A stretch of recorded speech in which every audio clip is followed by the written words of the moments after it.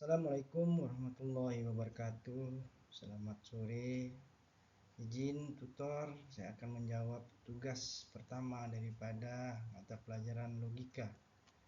Di sini ada beberapa pertanyaan yang diberikan oleh tutor. Yang pertama adalah tem pada hakikatnya terbagi menjadi banyak jenis. Sebut dan jelaskan 3 dari macam tem tersebut.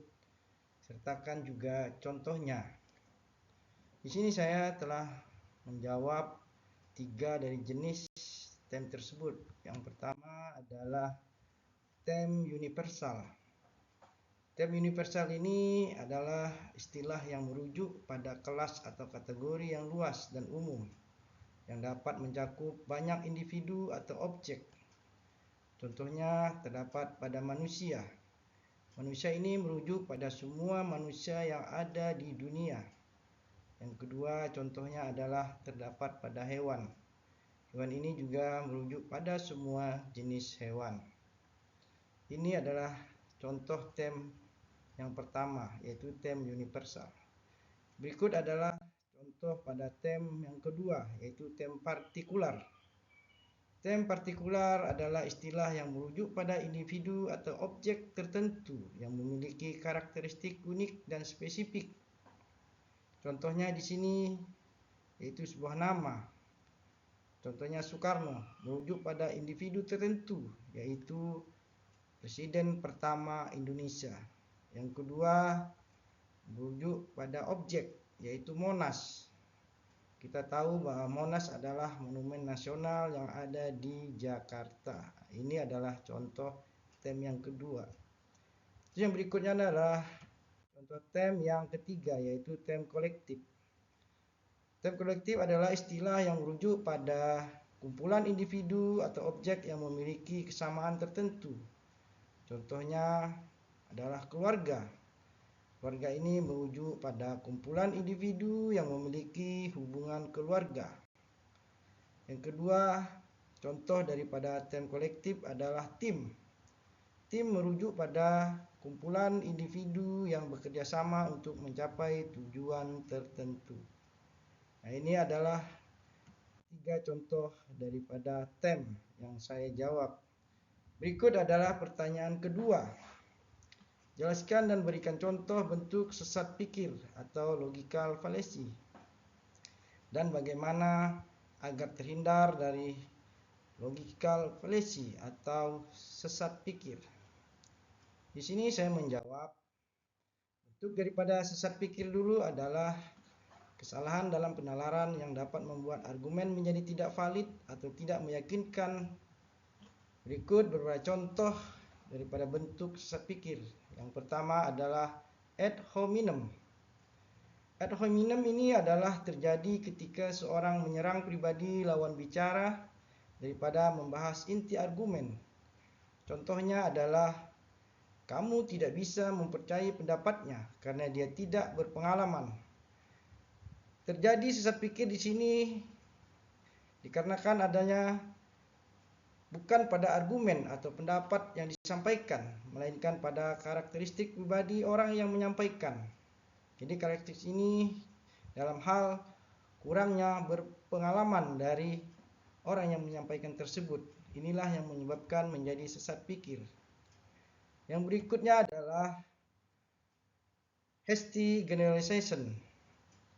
Nah, kesalahan ini terjadi ketika seseorang membuat kesimpulan umum berdasarkan bukti yang terlalu sedikit. Jadi, membuat kesimpulan tanpa bukti yang banyak. Contohnya, saya bertemu satu orang dari kota X yang tidak ramah. Berarti semua orang dari kota X tidak ramah. Kenapa ini bermasalah?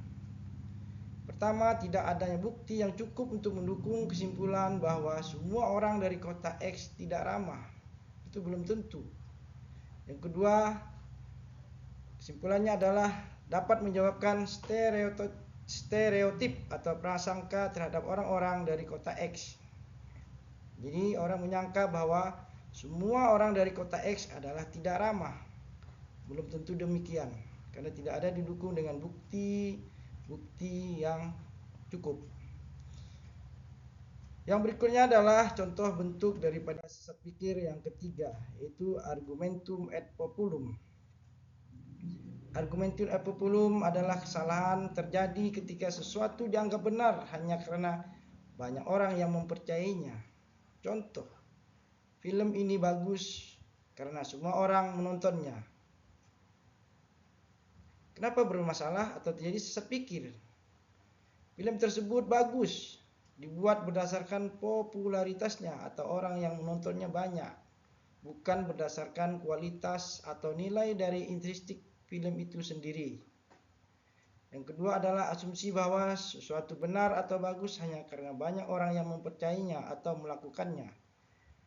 Kebenaran harus didapat pada bukti dan logika. Nah, inilah contoh daripada bentuk sesat pikir yang ketiga. Terus bagaimana cara kita menghindari daripada sesat pikir? Yang pertama, menggunakan bukti dan data yang kuat. Di sini kita jangan langsung percaya pada informasi tanpa memverifikasi kebenarannya dari sumber yang kredibel. Nah, ini ya. Jadi, jangan langsung percaya pada informasi yang diberikan. Yang kedua, jangan terburu-buru menyimpulkan. Pastikan bahwa kesimpulan berdasarkan cukup bukti dan tidak hanya dari satu atau dua contoh daripada sebuah kasus tersebut. Terus yang berikutnya, menghindari sesat pikir yang ketiga, fokus pada argumen bukan pada orangnya. Jika berdiskusi, jangan menyerang pribadi seseorang atau ad hominem, tetapi fokuslah pada isi argumennya. Yang keempat, menghindari sesat pikir, berpikir secara kritis dan objektif. Di sini kita jangan terlalu terpengaruh oleh mayoritas atau emosi. Evaluasi argumen dengan logika dan fakta, bukan sekedar opini yang populer. Inilah cara-cara menghindari sesat pikir. Demikian tutor yang dapat saya sampaikan dan saya jawab dari dua pertanyaan materi tugas daripada logika. Sekian dan terima kasih.